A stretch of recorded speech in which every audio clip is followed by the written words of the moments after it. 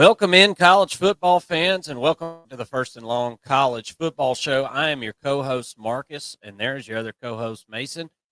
We are continuing our countdown to kickoff, folks. We're just a few measly days away from college football in 2024. It's going to be a historic season. Everybody is on pins and needles, waiting on kickoff there at the on the precipice of September. Thank you all so much for joining us. We're, as I said, on our countdown to kickoff, and we're counting down our most intriguing teams in the country headed into 2024. Any team that we feel like has the potential to impact the college football playoff, we want to talk about them. We want to learn about them, and we're at number 3. So if you've missed the first 30-something previews that we've done, have no fear. Go look on the videos little section there on our homepage. You'll see all the breakdowns that we've been doing and releasing them day by day. Had a ton of fun doing them and lots of conversation with tons of fan bases. We've learned a lot from the videos. We've learned a lot from the comment section, and that is a very important part of the mix. We want you to comment in the comment section. Let us know how these teams are going to do in 2024 and what your predictions are. Mason, how are you today, buddy? We're going to be talking some Big Ten football today. That's kind of a weird thing to say when we're talking Oregon Ducks, but better get used to it, man. That team out west is here to stay, brother. How are you? Are you ready?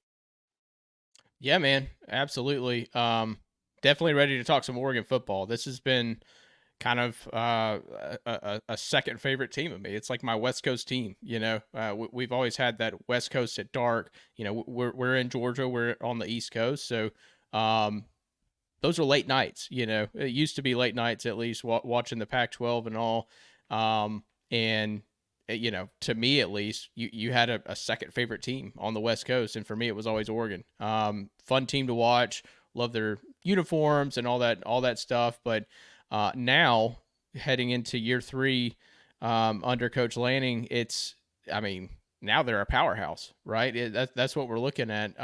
And two, it's odd, Georgia's obviously my favorite team, and I think there are a lot of comparisons to draw between Oregon and Georgia, and you really don't have to look much further than the roster, right? They're very deep at all positions, but also you see sort of a similar story where Dan Lanning, leaves Georgia to become Oregon's head coach. Will Kirby left Alabama to become Georgia's head coach, and both are finding success, and we could be seeing Coach Lanning also playing for a national championship early in his tenure at Oregon, similar to how Coach Smart has done with Georgia. And so, to me, that's good company to be in, right? If you're Oregon, to be with the team that is at the top of college football right now. That's not my biased opinion. It's just kind of a fact at this point. And I think that's a huge compliment to Coach Lanning and the Ducks. I'm really excited for this breakdown and really excited to see what the Ducks are going to be able to put together this year. If you're new to the channel and you're new to the breakdowns, we're going to go offense. We're going to go defense, position group by position group. We're going to talk about the starting level and then some. Right? We're gonna talk about the starting group and then kind of the guys that we feel like are going to be rotating in and out. And it's a huge roster, guys. We'd love to hear what your opinion is. I know there's going to be guys on this team that contribute this year that we don't know about right now, that are not household names. Maybe not even an Oregon household, would be talking these names. So I want you guys to let us know what you think. Who's on the precipice of doing something special in 2024? Oregon has got a avid fan base and some knowledgeable fans, and we'd love to connect with you guys and have you come be part of our community. We invite you to come subscribe and hang out with us all year. We'll have tons of awesome shows going on, live shows, predictions, betting shows, all that good stuff. We're your wall-to-wall Power 4 college football coverage hotspot here, and we're proud to be that and would love to have you come join us. We talked a little bit about 2023, and it was I won't say a come-up year because this team's been good for a while, Mason. You go back to 21, I mean, they were 10-4 before Dan Lanning got there. Now, we're starting to really see some roster improvement, though. And to go 12-2 last year in the Pac-12 meant a whole lot more than going 10-4 in 2021 because the Pac-12 was stacked last year. It was absolutely stacked. You had a team that participated in the national championship game in Washington. That's who you take your 2 losses to, right? Um, and you know, it was really just one weakness on this team that kind of let those couple of games slip away. There in the defensive secondary, kind of had some safety issues a little bit, and it led to one of the best passing teams in the country being able to be successful through the air. Go figure. You're talking top 10 quarterback in Michael Penix that was there. First round talent at wide receiver. And as Georgia fans, guys, I'm going to go ahead and tell you that's what it takes to beat the Georgia Bulldogs. And so it wasn't all that surprising that that's what it would take to beat a Dan Lanning team. Newsflash: when you have a top 10 quarterback and first round talent at wide receiver, you're going to be able to cover some other deficiencies on your football team in today's modern college football era. So no shame in Oregon losing last year. There was a couple of snafus, I believe, with Dan Lanning and a couple little coaching decisions. We talked about it throughout the season last year. And again, I'm gonna relate it back to our experiences with Kirby Smart at Georgia. Kirby did the same exact thing. Mismanagement of the clock, mismanagement of I won't say mismanagement, getting too aggressive at times. And we saw a little bit of that last year at Dan Lanning. Dan is a super smart guy. I've been watching this little YouTube special about fall camp. That's maybe only one episode's been released, but the first thing I gathered from the very first episode of watching that was Dan Lanning is everything that I thought he was, and then I think a little bit more. And then he's got Tosh Lapoy running that defense. Who, Mason, if people aren't looking at this guy to be a head coach next year, then you're just looking the wrong direction because Tosh Lapoy has got the chops to be a head coach. So we'll talk more about the defense here in just a minute. Let's get into the offense. Before I do that, I always like to point out the recruiting rankings over the last few years. Look, folks, I know that 2020 and 2021, Dan Lanning wasn't there. I understand that, but I'm still going to put that on here because some of those kids are still playing on this team, right? So we're going to talk about it. Mario Cristobal was there before Dan Lanning, and he did a good job recruiting. That the Cristobal's complaints weren't about getting talent in. It was about managing a team and getting the most out of that talent, I guess I would say. But 2020, 12th ranked class in the country, 21, number 6, 22, you're the 11th ranked class in the country. And then in 23 and 24, you're number 7 and number 3. This team is trending in the right direction. If you want to play with the big boys, right, talent acquisition is the name of the game. And Dan Lanning knows that. He knows about it. And it's not just stacking up a starting group of guys. It's about building depth. And I felt like that was kind of something that Oregon was missing last year. Not completely. It was a really good Oregon team last year. Do not get me wrong. But there was some times where it felt like, especially in the secondary, where there just wasn't a whole lot of depth. And I think that they addressed a whole lot of that this year. Let's jump into the offense, Mason, and talk about Will Stein and the job that he did last year. How about you tell us what you thought about that offense last year? You see the stats. There's nothing not to like, really. And I'm most impressed with the fact that Will Stein was able to do it with Bo Nix because, guys, we watch Bo Nix in the SEC, and you can say, maybe he wasn't on as good of a team at Auburn, which I think is probably true, right? The talent level may be a little bit better, at Oregon, especially now versus where Auburn's at. The two programs have kind of went different directions, but Bud Nix wasn't a guy that was just, gashing it down the field. A lot of his throws, the majority of his throws were within 10 yards of the line of scrimmage.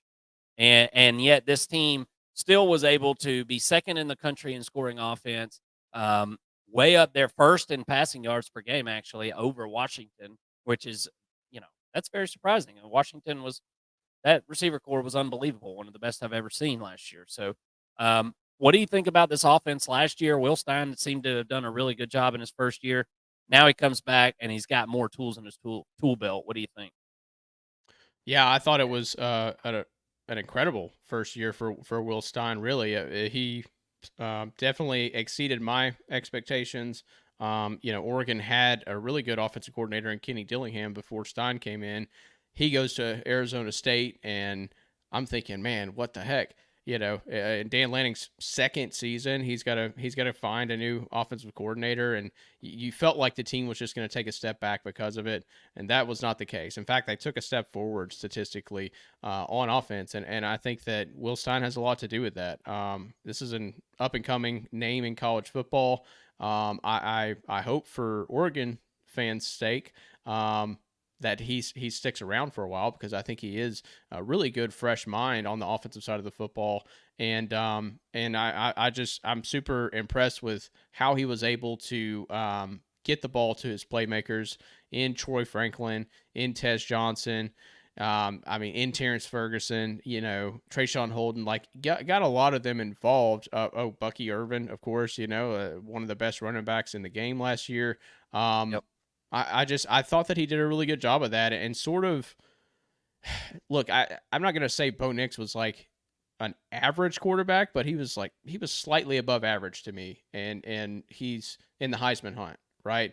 Under Will Stein, I thought that was really impressive. Kind of masked some of his deficiencies as a quarterback and turned him into almost a Heisman Trophy winner, right? So can't say enough about Will Stein. Really like what he's doing, and now in year two, you get some new faces. Some would say that the offense is better as far as personnel goes, and you got to do it again. And I think that he should be capable of that. Some of these stats are going to go down a little bit, just naturally, but I think that we can expect this offense to be another top 10 offense in college football. Yeah.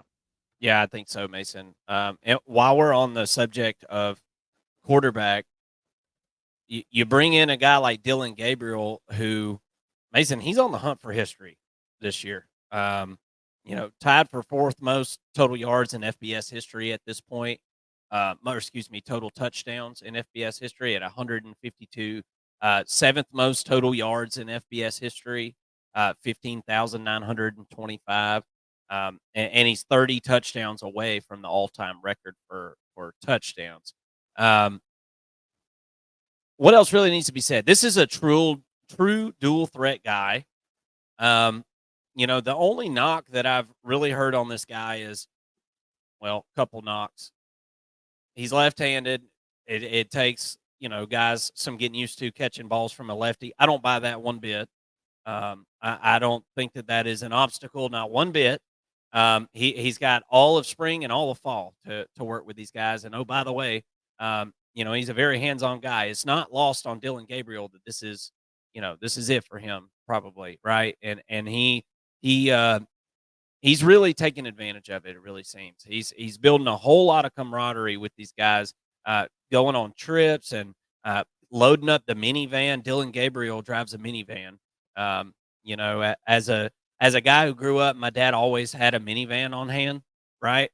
You can respect it. I can totally respect the van, and I have to respect the van. I have to. But look, as I said, true dual threat guy. This guy will hurt you with his legs.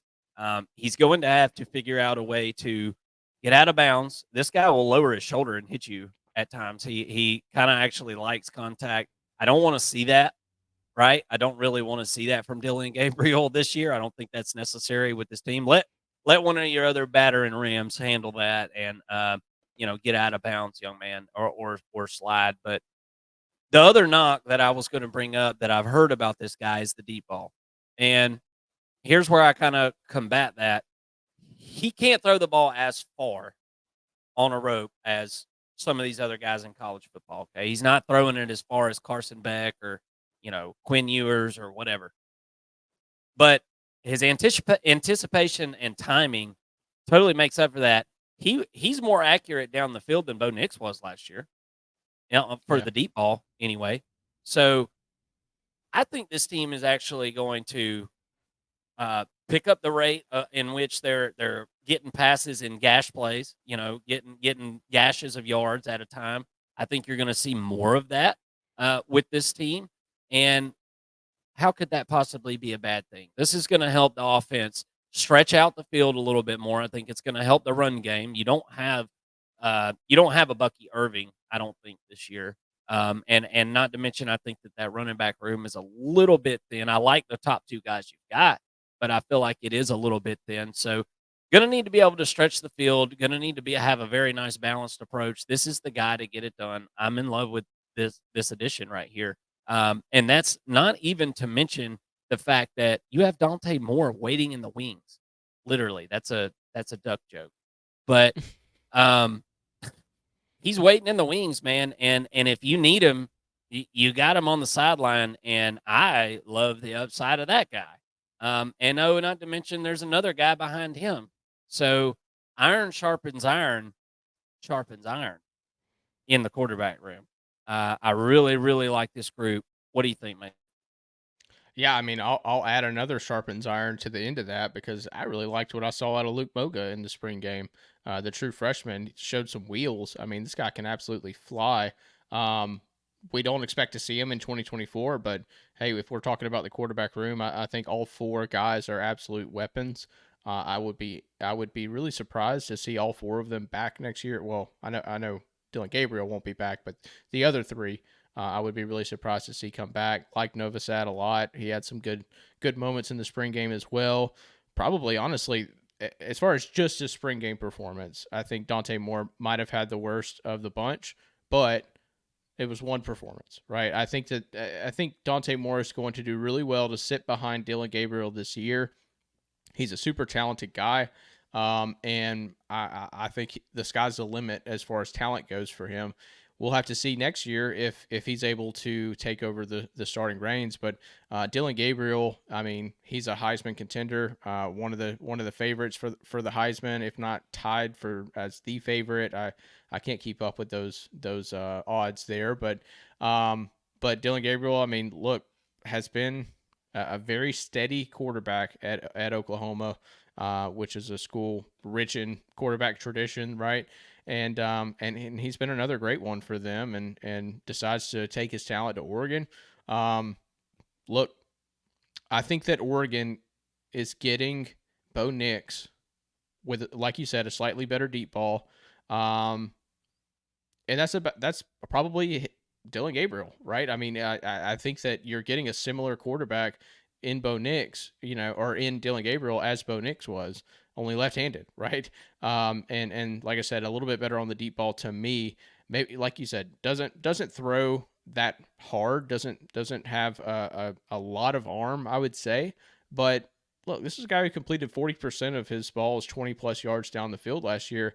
And that's the line that you need to get to on 20 plus yards down the field. 40% is the line to be considered an above average deep ball thrower. So he's right there. That's adequate. That will definitely do. And also was top 10 in the country in both completion percentage and yards per pass last season. I think you got a top 10 quarterback, top 5 more than likely. And you mix him with Stein on this offense, and I think the passing attack is going to be rolling this year for Oregon. I think Dylan Gabriel will be at the Heisman ceremony. That's what I think. Yeah. I don't see any way that you keep him out. The team's going to be good enough that people forget about that part. You got to have a team that's good enough, right? There's guys every single year that probably deserve to go to New York, but they're on a crappy team, and you're just not going to get the attention. You're not going to have those Heisman moments, right? Dylan Gabriel is going to have plenty of opportunity to have those Heisman moments, and I think he's going to do so, man. I don't have any reason to believe that he's not at this point. Look, with all due respect to Ohio State, this is one of the teams in the country that's knocking on the door for best wide receiver rooms in the country. You bring back a guy like Tez Johnson, over 80 receptions last year at 86 with 1,182 yards, 10 tutties, right? 13.7 average. That's going to get it done. And you got to have a guy like Tez Johnson on your team that that can work kind of the middle of the field. And then you got Trayshawn Holden, who, you know, I watched a couple of interviews with this guy. I really, really like this fellow.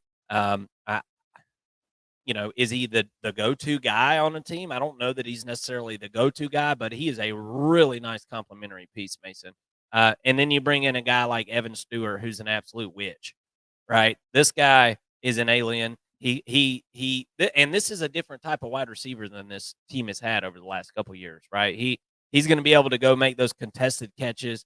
I really like the prospect of Evan Stewart in this offense. Only played in 8 games last year for Texas A&M and had 38 receptions, 514 yards. And we all know about the tumultuous season that happened there at the 12th man there at Kyle Field. So wasn't a great circumstance. Evan Stewart was a former 5-star guy, and everybody wanted him, man. And Oregon has got their hands on him, and I think that they've got a really, really good one. And this isn't even to mention some of the guys that you've got backing them up, and Gary Bryant Jr., who's got a pretty good bit of experience. Jurion Dickey is going to be able to rotate and play some this year. And then you've got a host of freshmen coming in, Mason, that are uber talented, including Gatlin Bear. What do you think about this wide receiver room? You got the older guys that are super, super talented. You've got some young guys that are super, super talented. And then you got some there in the middle that are going to kind of help usher these young guys in. I think this is a really good room, and I think it's going to be good for a little while. Yeah, I agree. I think when you're comparing this room to others in the country, I don't know if the entire room is the best in the country necessarily, but I think that the top three, the 3 starters, I think it is them. I think that they are the best in the country. Last year, as you know, with Tez Johnson and Troy Franklin, they had 2,000-yard receivers. I think them and LSU were the only teams in the country that did that, if I'm not mistaken. And I think you could see that again, but with Evan Stewart and Tez Johnson this year. I think Trayshawn Holden gets a little bit of a bump. He's a really talented receiver that would be the go-to guy on a lot of other teams. I really like his size at 6'3". I think that he's kind of your outside threat to go up and get a contested ball. Evan Stewart, flashy, quick, twitchy. Really like what he does. And I mean, when we're talking about twitch, I don't know that anybody does it better than Tez Johnson. 86 receptions last year. I mean, just a freaking possession receiver for sure. Double-digit touchdowns. 81% completion when targeted. That's extremely high. If you got a quarterback that's throwing 81%, which I mean, last year Bo Nix that was kind of his average. You know what I mean? That was his close, completion percent. Yeah. So, but another impressive stat: 727 yards after contact, or excuse me, after the catch, and 22 missed tackles forced. Really twitchy guy, and a go-to guy. Had 51 first down catches last year, which led the team. That's extremely high on any team. So can't say enough about Tez Johnson. I think he's playing himself onto an NFL roster this year for sure. So really like that 1-2 punch and 1-2-3 punch, I guess you could say. You mentioned Gary Bryant, Jurion Dickey coming in behind them. Another guy that I think you kind of circle as a dark horse threat this year at receiver, Kyler Casper. He's 6'6", 210 pounds, tall, lanky guy. Just adds a different dimension to this wide receiving room, and I think that he's going to be a threat. I think that he's a red zone threat, and probably a guy that you just kind of put in there on 3rd and 4th down to give yourself a big target to throw at, right? He's kind of a nice blend between a tight end and a receiver. Really like the outlook for him this season. And then you mentioned the freshman coming in. I think obviously Gatlin Blair. He's on his Mormon trip. We won't see him for a couple of years. So we'll have to wait to see him play for Oregon. He was a late blooming 5-star, earned his 5-star late last season, but looks to be a really good wide receiver there. And then also Jeremiah McClellan. I think we could see a little bit of him this year. At any position, I think of any position, I think wide receiver is an area where we're going to see a lot of true freshmen play this year. There's a lot of really good true freshmen across the country. McClellan might be one of those before the season is over. Yep, I like this wide receiver room for sure. Uh, let's talk about tight ends. We got some pass catchers in this room as well. Um, Terrence Ferguson, he returns 42 receptions last year, 414 yards. I mean, that's a pretty good bit of receptions for a tight end. I'm, you know, you add his production to that wide receiver room. I mean, you're talking about some serious pass catchers there, and Terrence Ferguson is a guy that can kind of do it all at the tight end position. And you got Patrick Herbert that you can bring in, kind of a bigger body, right? And then apparently this guy Kenyon Sadiq is going to be a guy that's going to be able to help out. I think more so in the passing game. He can block, but not the biggest tight end that you've ever seen in the world, but good hands, good route runner, reliable there in the middle of the field. I'm looking at these tight ends, thinking that this can be a pretty productive group here in 2024. If Will Stein, draws them up that way, right? What do you think about tight end room? And we'll move over to running backs. Yeah, I mean, Patrick Herbert's kind of your traditional tight end, can block, catches the ball pretty well. We're not going to see a ton of him, I think, as far as putting up catches and stats and things like that. But I do like Kenyon Sadiq. I liked what I saw out of him in the spring game. You mentioned him being smaller. He was also very fast for a tight end. I mean, this guy's got pretty good speed. Saw him running up and down the field a good bit. Terrence Ferguson, to me, is kind of like the forgotten tight end in the country. I mean, he's one of the best in the country, and definitely, I think, the best that no one really talks about. I really like what he's got. I think he's going to play really well this year. For Oregon, had 42 catches last year, 414 yards, 6 touchdowns, 27 first down catches, and 82% completion when targeted. Yeah, he's a great third down player. That's what you want out of a tight end, and great size at 6'5" as well. I think he's going to have a really good year, and really feel like him and Dylan Gabriel are going to link up quite a bit this year. Add it to the list of weapons. Let's talk about running back. Mason, I like Jordan James a lot. I really like Jordan James a lot. Noah Whittington, I think, is a nice counterpunch, right? We'll see if he can kind of step up and take more of a leadership role in this room. But I feel like this room is a little thin, buddy. You get Jay Harris to come transfer in from Northwest Missouri State. He was a Division II All-American. You can see there at the bottom of your screen. After averaging nearly 6 yards per carry and scoring 14 touchdowns for the Cats last year. Not very deep here. And you've got some guys who have dealt with some injuries before. I believe it was Jordan James last year, right, that had gotten hurt, or maybe it was the year before. My point is, you can't afford it.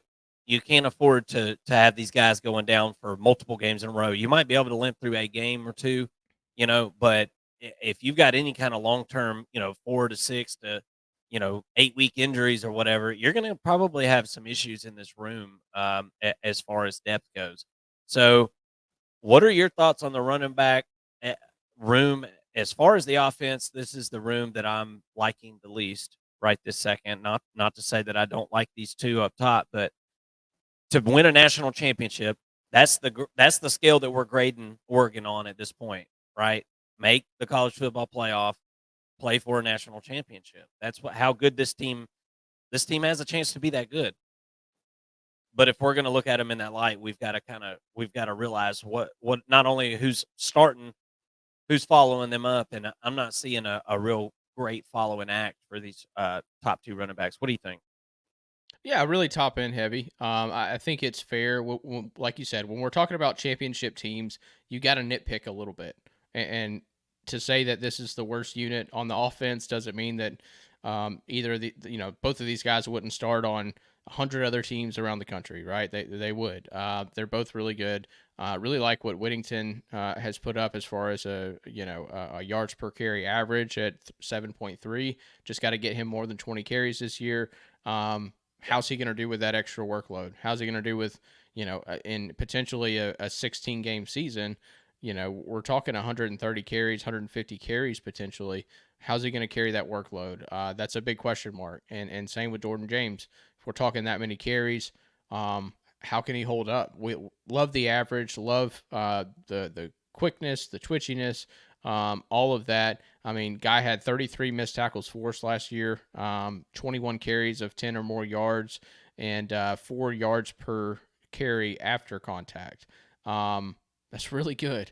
A lot of guys play their whole career at 4 yards per carry. He's doing that after somebody touches him. So I think honestly, I think Jordan James is going to be better than Bucky Irving. That's kind of like my hot take, I guess. But I just really like the kid. I think he's going to be really special this year, especially running behind this offensive line, which we're about to get to. But behind them, these two, I do think there's a little bit of a drop off. Jay Harris could pop. I mean, he could do similar things to what he did on the FCS level, and just bring that into to the Power Four. Maybe we'll see that. I did like what I saw out of him in the spring game. He was very fast, elusive, kind of had a cutback at one point and scored a touchdown on it. It's like a 55-yard touchdown or something like that. Looked pretty good. Looked pretty good against a good defense. And then Jaden Lamar, 4.5 yards per carry as a true freshman last year. Didn't get a ton of sample size to really study there, but we'll have to kind of wait and see there, and we'll have to wait and see what DeJuan Riggs brings to the table as well as a true freshman. But I'm with you. Top end heavy. Really like the two-headed monster here at running back. And then there's a little bit of a drop off. I think that Jay Harris could sort of bridge that gap a little bit and be a player that pops as the third piece in this running back room.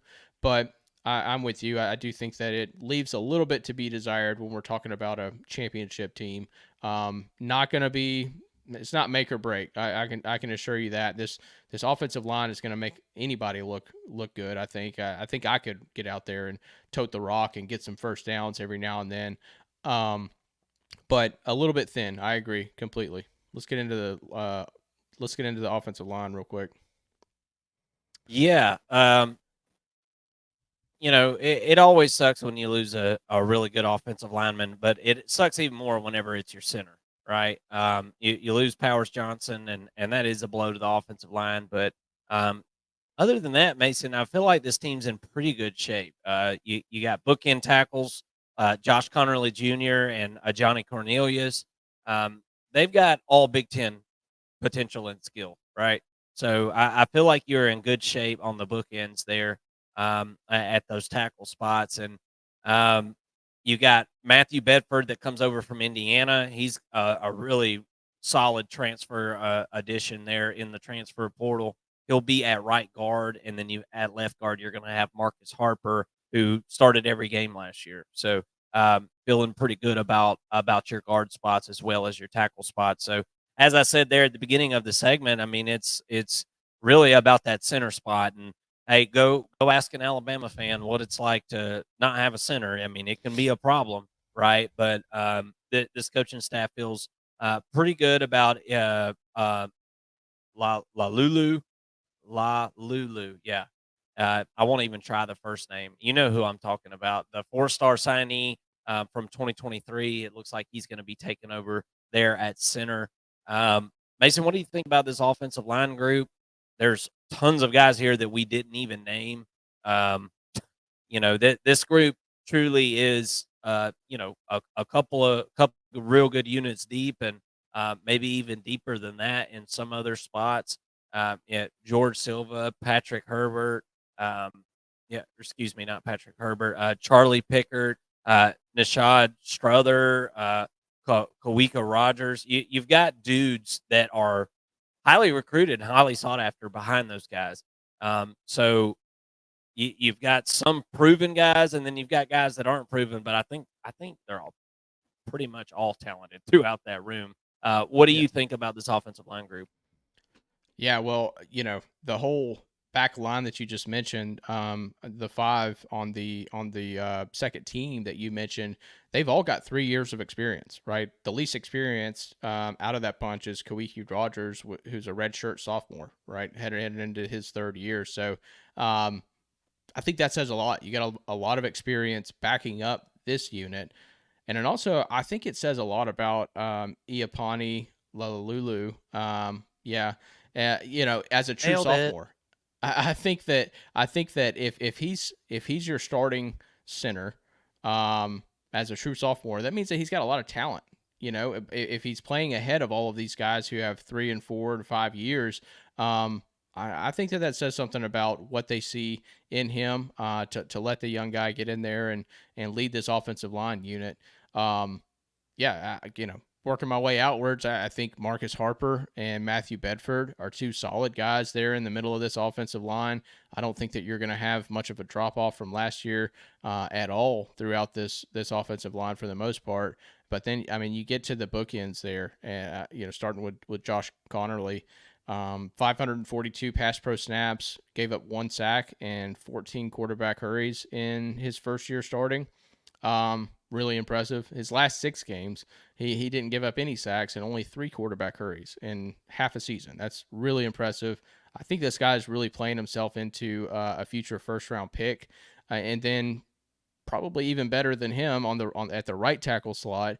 Johnny Cornelius had 512 pass pro snaps last year, gave up no sacks and only 10 quarterback hurries. I think that he is a first round talent this year, and two incredible bookends. Talent all throughout this offensive line. This is a top 5 unit for sure, in my opinion, and a really solid group behind them that I think can come in with little to no drop off. This is a championship unit, right, at offensive line. This is exactly what you want on the line of scrimmage to play in front of as an offense, and I think that I think this is a championship unit. Like I said, this Oregon team is built on the lines of scrimmage. We'll get into the defense here in a minute, but not a better unit, I think, potentially on the whole team than this offensive line one.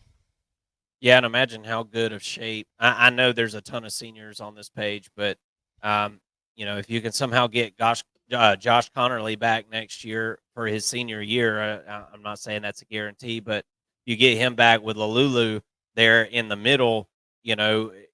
Lalulu is just a sophomore, as you said, Mason. I mean, if it pans out with him this year, you've got another year of this guy to help usher in the next group of offensive linemen, and I think that's a really big deal, man. And the next group is actually sitting on the bench right behind him right now, right? So he get a chance to play with them, and a good experienced center can really change out an entire team. It really can. And if he can pan out, I think this offense is going to be just fine. 5 sacks allowed in 2023, Mason. Wow. That's absolutely unheard of. Number 1 in the country, not even close. Let's talk about this defense, man. This has been an area for the Oregon Ducks over the last few years that needed vast improvement, man. I mean, it was not that long ago that this defense was just, I mean, it was no secret. This defense just really wasn't that great. Had some players here and there, but I mean, in 2022, you averaged giving up 27.4 points per game. In 2023, got that all the way down to 16.5. That's a massive leap, and you're increasing the probability of winning the game so much whenever you whenever you do something like that. Taj Lapoy is a guy that I've got my eyes on to take over a program over the next year or two, if he wants to.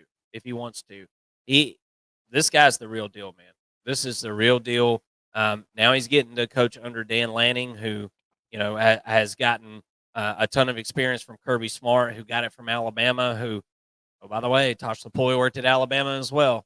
Credits Alabama for tons of his knowledge that he has about football these days. But, just kind of further in those points, in 2022, average giving up 124.5 rushing yards per game. there in 2023. Got that down to 102.57. So you're seeing a lot of progress in the right direction for this defense. One of the biggest things in 22 that really hindered this team was lack of ability to get after the quarterback. Right, that was a big deal for this team in 2022, and made some monster improvements there. 18 sacks in 22, 34 in 23. So I expect this team to continue to make strides in the right direction on the defensive side of the ball. Um, Turnover margin was a big part of the success for this defense last year. Giving that offense extra possessions, you give an offense that good extra possessions, it's going to be damn near impossible to beat you. And the total turnover margin was plus 20 last year, and forced 39 total turnovers in the past. Excuse me, that's in the past 2 seasons. Plus 20 and 39 forced turnovers over the past 2 seasons. So certainly has been a come up for the Oregon defense over the last year or so, and I suspect that those numbers are going to keep going in the right direction. Now, all right, here's my mess up for the night. This is not the 116th passing yards per game allowed team in the country. I forgot to change that stat out. I'm good for it every single week. I think this team was around 30th or something in that category. Anyway, we'll just keep moving on, and we won't glare on my mistakes too much. I'm allowed one per day, people, and the second mistake's on the producer over here. So let's talk about the defensive line, Mason. We talked about the sacks that were able to be accrued in 23 versus what happened in 22. You increase your sacks by like 14 or 15 sacks. They're a big deal, right? You bring back Jordan Birch. We all know the upside of Jordan Birch. I've been hearing about Jordan Birch for years and years now, right? As a Georgia fan, whenever he was being recruited to go to South Carolina, obviously as a Georgia fan, you kind of keep your eyes, on the teams that are right around you geographically, and Jordan Birch was a guy that Georgia wanted, right? So, really uber talented guy. Still kind of chasing the statistics from a couple years ago that he had at South Carolina. This is a much better team, right? There's a lot better players around him, other guys eating up some of that production. So I won't say that, he's kind of fell short of expectations, because I don't think that's true. But I think that there is room for Jordan Birch to get better. I know how good this guy can be. I don't think that we've seen the very best of Jordan Birch yet. We might be on the precipice of seeing that this year. We will see. You got Tuioti over there on the other side. Yep, I nailed that. And then you bring in a couple of transfers. Jamari Caldwell comes over from Houston, and then you get Derek Harmon coming over from Michigan State. Those are going to be your guys starting on the inside there, which it can't be overstated how important those guys were, because if there's a position group that I feel like is a little bit weak at this point, Mason, I think it might be defensive tackle. And look, it doesn't take Sherlock Holmes to look at what Oregon's done in the transfer portal and see where they felt like they had some concerns, right? It was interior defensive line, and it was secondary, Mason. That's what they went after in the transfer portal, and here's a couple of them here. You've got some other guys behind them that you're going to get to see play. You've got some real young guys that are very, very talented. You might see them mix in a little bit. But for all intents and purposes, I learned, the commenters taught me, Mason, that there's a difference between intensive purposes and intense and purposes. So Hey, both figures of speech have their place. So they do. I didn't make one of them up. I had to go look it up, because you smart ass commenters, had to tell me that I messed that up. So not this time. What do you think about the defensive line, Mason? What do you think about this group? I'm feeling like I like the starting group. Don't get me wrong. I'm looking for a little bit more depth in the middle of that defensive line. What do you think? yeah, I agree. Obviously, you went out always and want got more two. depth. Yeah, I mean, and you went out and got two more interior guys. That's usually a tell that you don't feel comfortable with who you got there. Starting with those two, I guess. Derek Harmon coming over from Michigan State, 40 tackles last year, 3.5 tackles for a loss, 1.5 sacks, 20 run stops, and 18 quarterback hurries. That is not very easy to do coming from the interior of the defensive line, especially playing in the Big Ten. I mean, he was one of the better defensive linemen in general in the Big Ten, but especially on the interior, I put him up there with Michigan's defensive tackles. I thought he was really strong. And then also Jamari Caldwell coming over from Houston. Similar numbers in a way, 8.5 tackles for a loss, 6.5 sacks. For an interior defensive lineman, I think that's very disruptive, especially as kind of that nose tackle, right? He's a bigger guy. To be able to get to the quarterback shows a little bit of twitch there. Really like what these two bring to the table, and you got a little bit of both run defense and a little bit of a pass rush coming from the interior that I don't think this team has had in Dan Lanning's tenure. I think it's pretty safe to say. Jordan Burch coming off the end, former 5-star South Carolina transfer, like you mentioned. I think he was just injured last year, right? He literally didn't play a few games, but I wonder if he was at 100% in the games that he did play, because there were times where I saw Jordan Burch, for sure, and then there were other times where you're kind of wondering where he's at, and why is he not on the field, in particular in the Washington game. Didn't really get to play in that Pac-12 championship. And I think, if I'm not mistaken, Uyunglele went out as well, which to me was a big reason why they lost that game. They had a pretty good pass rush for a while, and then when those two went down, or I know at least when Birch went down, that pass rush was non-existent, and I started seeing the issue with this Oregon defense. It was that they weren't very deep. So once that first line got off, or somebody off that first line was taken out, they didn't have an answer. Well, this year I think that they're going to have a little bit more of an answer. Elijah Rushing comes in as the sole 5-star that will be playing. Gatlin Blair was the wide receiver who, we told you earlier, it's going to take a couple of years for his Mormon trip, but Elijah Rushing comes in as the only 5-star.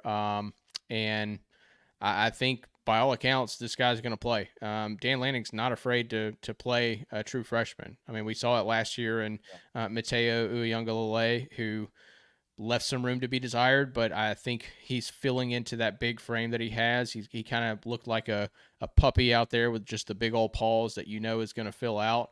I think he's going to play much better this year. And then we also saw in Tuioti, as a true freshman, probably had the best true freshman season of anybody on the defense, and a guy who I really like. But to me, Tuioti might be the best pass rusher on this team.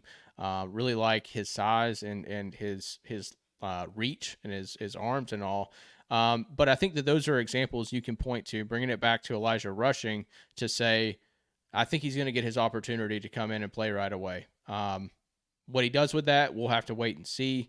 But I like that this unit has a mix of experience and youth, with Elijah Rushing and Breland both coming in. Also, Zadavian Sims, a number 112 player nationally. Pretty deep little class there that you brought in, and I think it was much needed. A lot of guys are going to get their opportunities on this defensive line this year, and I think you've got 6 solid starters, and then some really talented youth behind them. We'll have to wait and see, but I think out of the freshman class, you had 5, 6, maybe 6 or 7 defensive linemen. If a couple of those guys can pop this year, I think you're talking about a pretty deep defensive line. Defensive line is definitely a hard spot to get, these young guys to flourish. But if you've got the right cast around them, I think it can be done. And between 2 defensive geniuses, like Coach Dan Lanning and Tosh Lupoi, I think they can figure it out. Let's talk about linebackers, and I listed the inside linebackers on this page, guys. But this team will kind of rotate between like a 4-2-5 and a 4-3, depending on whatever they got, however they're wanting to play it, right? So we mentioned the edge rushers or what some people would consider outside linebackers or whatnot in that last slide there, and then in the secondary um, we got the five guys there, your two corners, two safeties, and then your nickel back there. So we'll just so you know how I've got this thing laid out, and nobody's getting confused about why isn't so and so on the slide. Well, they might be on the next slide.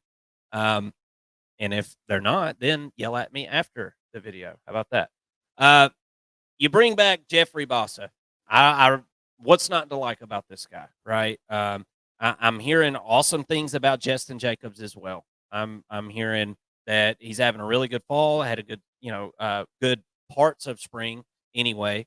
I think that he got a little banged up maybe there in the spring if I'm thinking of the correct guy, but ended up making his way right back. And then you've got a couple of guys back behind them, Devin Jackson, Bryce Botcher, however you say that there.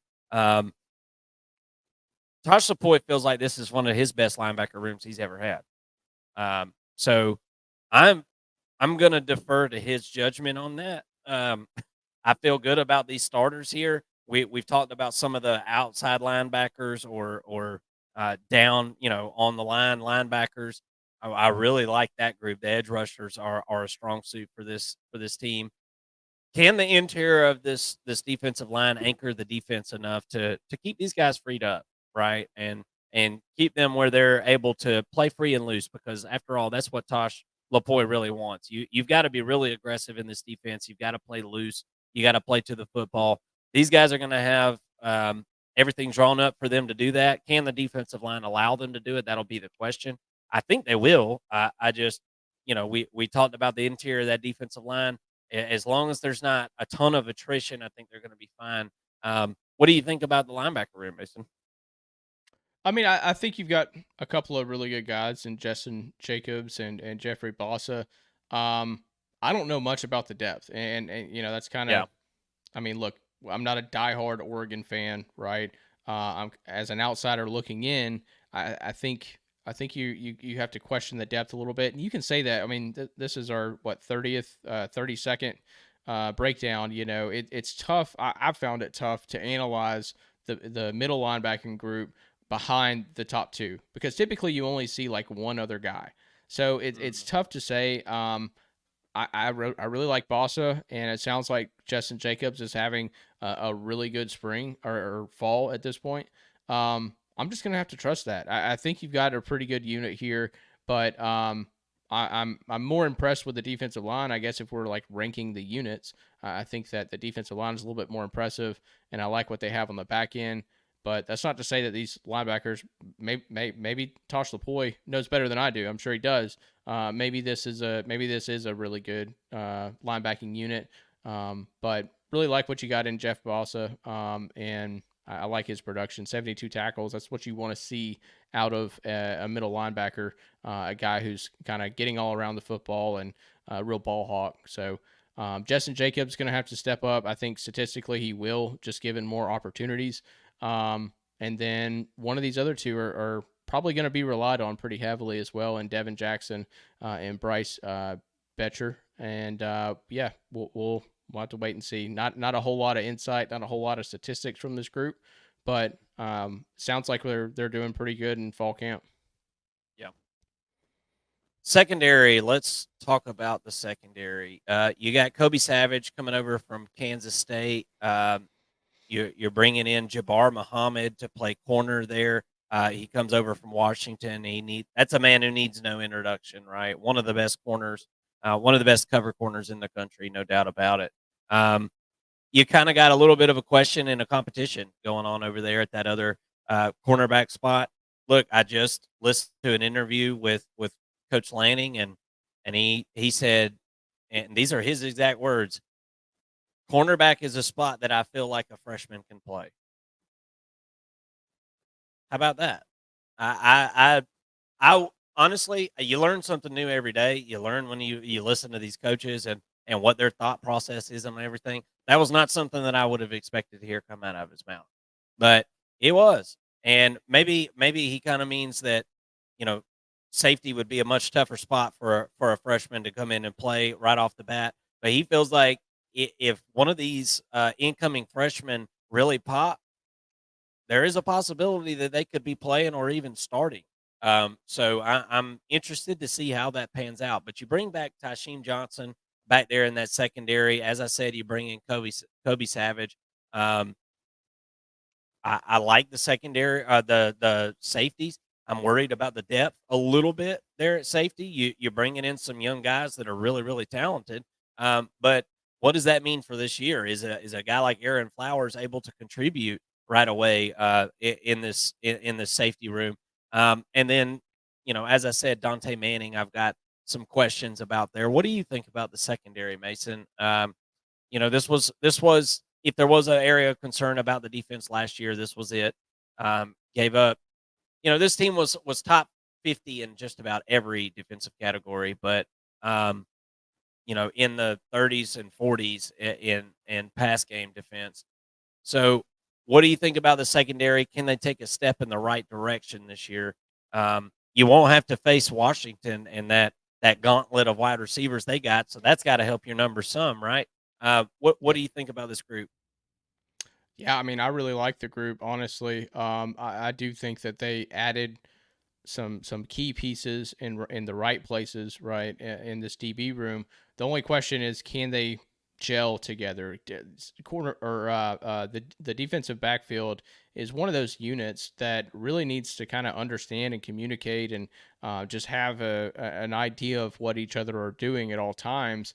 Um, I think if I'm looking at it, I'm wondering if they're going to be able to get up to speed very quickly and gel together. That would be the only question I have about this unit because the talent is there. I mean, Kobe Savage comes in and comes over from Kansas State, 57 tackles, 3.5 tackles for a loss, 3 interceptions. Really solid piece there. I know Kansas State felt like they lost probably their best secondary player in Kobe Savage. So you got somebody there in the middle of that defensive backfield. I thought Tysheem Johnson was really good last year. I mean, 70 tackles, 4.5 tackles for a loss out of the safety position.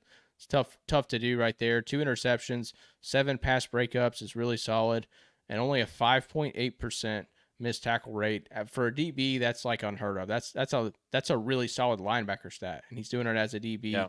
DB. So really physical, kind of versatile piece there with 7 pass breakups and a very low missed tackle rate. That's getting it done at the strong safety position. Um, Transfer Cam Alexander comes in with 34 tackles, 2 tackles for a loss, 1 sack, 2 interceptions, and 15 pass breakups as a cornerback. That Wow. is that is insane. So really like what Cam Alexander brings as well. And then obviously on the other side at cornerback, you've got Jabbar Muhammad. Might be the best cornerback in the country. I think he's probably the best player on this team. Period. Really, really electric guy. And that's saying a lot. Comes over from Washington, had 46 tackles, 16 pass breakups, 3 interceptions, a 51% completion when targeted, and he was targeted 82 times stupidly. Like, why would you keep targeting this guy? It doesn't even make sense. Um, I think an absolute slam dunk at and lockdown cornerback. So, I mean, if you're keeping track here, that's 31 pass breakups in your 2 cornerback positions. That's I haven't seen anything like that in all the breakups or all the breakdowns that we've done. Those are insane stats. Double digit pass breakup stats are really tough to do, and you've got 2 of them on your team. I feel really good about the cornerback spot. And then Brandon Johnson coming in from Duke had 56 tackles, 8.5 tackles for a loss coming out of the nickelback position, 2 sacks and 4 pass breakups. So, he is a nickelback. That's exactly what you want. Somebody who plays close to the football, can play the run, can get can blitz every now and then and get a pass rush when you need it, and do it successfully and get home. I really like what I see out of these guys. I do have, um, I guess in this case, I've got Cam Alexander starting over Dante Manning, based on the slide here. But I mean, after reading those numbers for Cam Alexander, it's tough not to imagine him starting. But we'll He's see. playing somewhere. He's playing somewhere. Yeah, yeah, if you put up those kind of numbers, and then on top of that, a JUCO transfer in Sione Laulea, 4-star transfer comes over out of the JUCO realms. I think he was a guy who Oregon had signed and then had to go the JUCO route to kind of get academically eligible. I could be wrong on that, but anyways, I think he's a really talented guy coming over. And then the 2 freshmen at safety that I believe you mentioned, in Aaron Flowers and Kingston Lopa, both of them figure to play a role. One of those guys is gonna pop. It sounds like it's gonna be Aaron Flowers to kind of play that third safety position and rotate in and out. But if not, I mean, you've also got a third one in Peyton Woodyard, who comes over at the 11th hour from Alabama, and is a very talented freshman in his own right. And then at cornerback, you've got Dakota Fields, who it sounds like he's making a good run based on what we're hearing out of fall camp. So I think that this position group went from a weakness to a strength, realistically. This is, to me, I mean, I'd probably have it behind the defensive line group as far as just ranking units go, but I think that this group has potential to be one of the best in the country. I mean, you just have a mix of transfers that you don't really know how the pieces will all fit when it's all said and done and the dust settles. But as far as potential, I really like what you got in this group. Yeah. Yeah, it'll be interesting to see how just kind of some wild card pieces. Peyton Woodyard, how does that raise the overall level of talent there in the safety room? I'm interested to see, what he can bring to the group, if he can get playing time or whatnot. That'll be interesting to see. Jabbar Muhammad and Cam Alexander are both guys that are a little bit undersized, 5'10", but super physical. I'm very excited. I have no doubt about what Jabbar Muhammad can do. We'll see what Cam Alexander can do at the next level. Unbelievable numbers. Those are just unbelievable numbers that you stated there. I'm high on the prospect of him doing well. And then one guy that we didn't mention there was Nico Reed, who returns, and he'll kind of play behind Brandon Johnson there at the nickel position. And that's a guy that transferred over a couple years ago from Colorado. So we'll look to see him get some more production in 2024, more than likely. The more I learn about the secondary, the more I like it. And, if we were, Mason, if we were to look on this defense and say, all right, we got to find the weakness. I don't know that there's a weakness, but what is the weakness for this defense? For me, it's interior defensive line. What about you? I still kind of point to the linebacking group, and admittedly, it may just be because I'm ignorant and I don't know enough about the linebacking core, but I would just say the depth at linebacker, inside linebacker, would be kind of the question that I have. I know what I've got in the defensive line room here. I think it's deep. I think it's a little bit young, but I really like the talent there. When you really look at this linebacking core, the interior linebackers, I don't really see like big time like 5-star signees or anything like that. Like a lot of top end linebacking talent there, and I guess that would be the biggest question mark. Let's talk about the 2024 schedule. Look, in all reality, there's going to be a lot of new. There's going to be a ton of new going on. The Big Ten, you make the transition over, all that, blah blah blah. Got to do all the plane rides, got to do all the travel. All that stuff's going to be different. But with all that being said, I mean, the schedule doesn't. It could be a lot worse. Let's just say that the schedule could be a lot harder. I feel like this team is set up for this. I mean, Oregon is built for a transition to the Big Ten. If there was a team coming from the Pac-12 that I feel like was going to make the transition, this would be the team. That almost like a Utah approach, where it's like, we're going to be the wild card of the conference, and they kind of were there at the end in the Pac-12, that playing physical football, right? Playing like the big boys, and I think that's going to continue and only progress at this point, moving into the Big Ten. August 24th, so that's week 0, Mason, right? Oregon goes to Hawaii. That'll be a lot of fun. I think Hawaii plays week 0 every single year. I feel like I've watched Hawaii week 0 every year for years. It's actually, now it's a tradition. I'm going to make it a tradition. So Oregon will stomp Hawaii August 24th. August 31st, excuse me, you've got Idaho. September 7th, you got Boise State. That game will be good for about 15 minutes or so. And then September 14th at Oregon State. I expect this Oregon team to absolutely mash Oregon State this year, Mason. I mean, I expect them to absolutely mash them. Oregon State is a shell of their former self.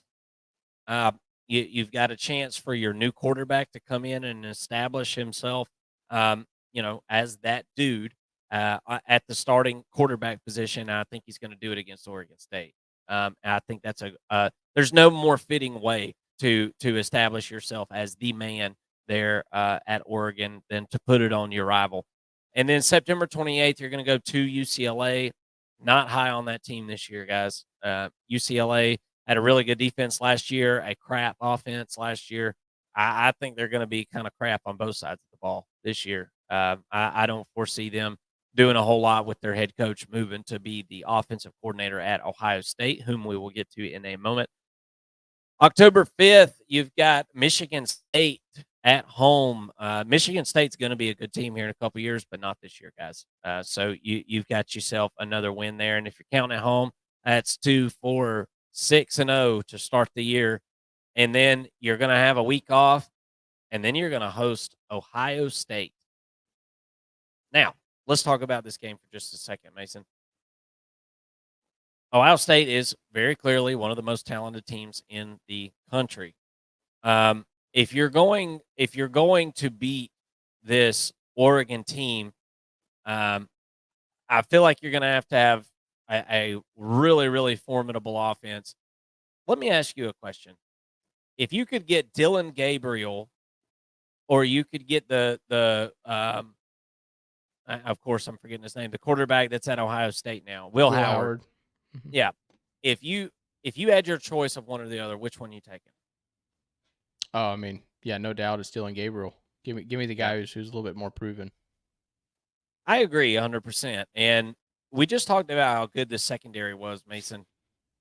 Will Howard is going to have his work cut out for him. And this hasn't been a guy that's let's say it like this. Will Howard is a guy that has at times in his career made easy throws look not so damn easy. I don't think he's elite. I think that Ohio State is handing this guy the keys to a Ferrari and saying, just please don't crash it. That's what I think is going on in Ohio State. The more and more I look at that situation, now let me tell you this: what Ohio State's strength is going to be this year. They've got a hell of a running back room, right? They got one of the best running back rooms in the country. Can the interior of this defensive line hold up? Hopefully, they're healthy at this point. We're almost halfway through the season, or we are halfway through the season at this point. So hopefully, they're healthy. But if they are or they aren't, can they hold up to the scrutiny of a really, really strong running game that Ohio State is going to bring to that game? It's going to be about this defense getting off the field on third down and being able to stop the run and making it an obvious passing situation for Will Howard. If Oregon can do that, I think they're going to be able to win this ball game, especially with it being at home. At Purdue, Illinois, at Michigan. Look, guys, Michigan's they're not as good as what they were. They're going to have a hell of a defense. They'll be able to hang in games. So if you let Michigan hang around, you might slip up. But you go to their place, I could see where maybe that could be an issue. I just don't. I don't really see it. Maryland, November 9th at home at Wisconsin. That is a game that I do worry a little bit about. I could see Wisconsin having some traction at that point, and this Oregon team kind of maybe overlooking them right there at the end of the week. What's that, Mason? Oh, sorry. I was looking at the schedule. It looks like the Hawaii. So I was counting all the games on the schedule, and there's 13 games. So on this graphic, they have Hawaii on the 24th. Oregon does not play Hawaii on the 24th. Okay, that was one of the ones that got canceled earlier in the last year. Okay, so scratch the Hawaii thing.